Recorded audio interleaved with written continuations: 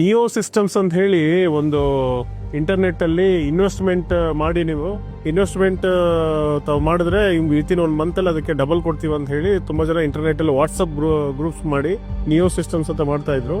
ಅದರಲ್ಲಿ ದುಡ್ಡು ಕಳ್ಕೊಂಡಂಥ ಒಂದು ವ್ಯಕ್ತಿ ನಮಗೆ ಕಂಪ್ಲೇಂಟ್ ಕೊಡ್ತಾರೆ. ಹಾಗಾಗಿ ನಾವು ಅದನ್ನು ಇನ್ವೆಸ್ಟಿಗೇಷನ್ ಮಾಡ್ತಾ ಹೋಗ್ತಿರ್ಬೇಕು. ಹುಳಿಮಾವು ಸ್ಟೇಷನ್ ಲಿಮಿಟ್ಸಲ್ಲಿ ಈ ಥರ ಇನ್ವೆಸ್ಟ್ಮೆಂಟ್ ಫ್ರಾಡಲ್ಲಿ ಫಸ್ಟ್ ಇನ್ವೆಸ್ಟ್ಮೆಂಟ್ ಮಾಡಿ ದುಡ್ಡು ಬರುತ್ತೆ ಅಂತ ಹೇಳ್ತಾರೆ. ಆಮೇಲೆ ತುಂಬ ಜಾಸ್ತಿ ಮಾಡಿಸ್ಕೊಂಡು ಆಮೇಲೆ ಯಾವುದೂ ಅವ್ರಿಗೆ ಸಿಗಲ್ಲ. ಯಾವ ಅಕೌಂಟ್ಗೆ ದುಡ್ಡು ಹೋಯ್ತು ಅಂತ ವೇಟ್ ಫೈಂಡ್ ಮಾಡಿದಾಗ ಒಂದು ಅಕೌಂಟ್ ನಮ್ಗೆ ಸಿಗುತ್ತೆ. ನಮ್ಮ ಟೀಮ್ ಅವರು ಡಿಟೆಕ್ಟ್ ಮಾಡೋದಕ್ಕೆ ನಮ್ಮದು ಜವಾಬ್ದಾರಿ ಇದೆ.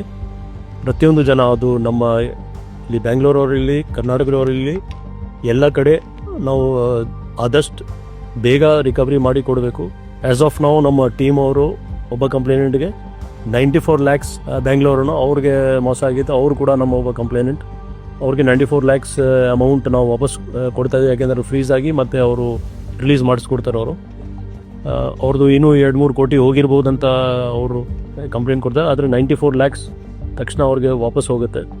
ಸೊ ಇದು ಭಾಳ ಒಂದು ಸೀರಿಯಸ್ ಫ್ರಾಡ್ ಇದೆ. ನಾವು ಆಗ ನಮ್ಮ ಸೋಷಿಯಲ್ ಮೀಡಿಯಾ ಪ್ಲ್ಯಾಟ್ಫಾರ್ಮಿಂದ ಜನಕ್ಕೆ ಅಲರ್ಟ್ ಮಾಡ್ತಾ ಇದ್ದೀವಿ. ಆದರೂ ಜನ ಬೇಗ ಒಂದು ಲಾಭ ಸಿಗಲಿ ಆ ದೃಷ್ಟಿಯಿಂದ ಇಂಥದ್ದಕ್ಕೆ ಸಿಕ್ಕಾಕೊಡ್ತಾರೆ. ಅವರು ವಿತಿನ್ 3 hours ಒಳಗೆ ನೀವು ದುಡ್ಡು ಕೊಟ್ಬಿಟ್ರೆ ನಮಗೆ ಸರ್ವಿಸ್ ಟ್ಯಾಕ್ಸ್ ಕಳಿಸ್ಬಿಟ್ಟೆ ಅವಾಗ ಗೊತ್ತಾಯ್ತು. ಆಮೇಲೆ ದುಡ್ಡು ಕೊಟ್ಬಿಟ್ಟೆ ಅವರು ಮೆಸೇಜ್ ಹೇಳ್ತಾರೆ, ನಿಮ್ಮದು ರಾಂಗ್ ಹಾಕಿದ್ದೀರಾ, ಇದು ಎಂಕ್ವೈರಿ ಆಗ್ತದೆ, ಈ ದುಡ್ಡೆಲ್ಲ ಇದು ಅನ್ಅಕೌಂಟೆಡ್ ಕಳಿಸ್ತಿದ್ದೀರಾ, ಅದ್ರ ಪ್ರಕಾರ ನಮಗೆ ಗಾಬರಿ ಮಾಡಿಸ್ತಾರೆ. ಆಮೇಲೆ ಅವರು ನಮಗೆ ಆನ್ಲೈನಿಂದ ತೆಗಿಸ್ಬಿಡ್ತಾರೆ. ಹುಳಿಮಾವು ಪೊಲೀಸ್ ಸ್ಟೇಷನ್ ಅವರು ಎಲ್ಲ ಎಂಕ್ವೈರಿ ಮಾಡಿ ನಮಗೆ 90 lakhs ಕೋರ್ಸ್ ಇಮಿಡಿಯೇಟ್ಲಿ ಈಗಾಗಲೇ ಪ್ರೊಸೆಸ್ ಮಾಡ್ತಾ ಇದ್ದಾರೆ. I especially thanks DCDB Sir Nayan Sir and Mr. Kumasamy for helping me to recover these amounts.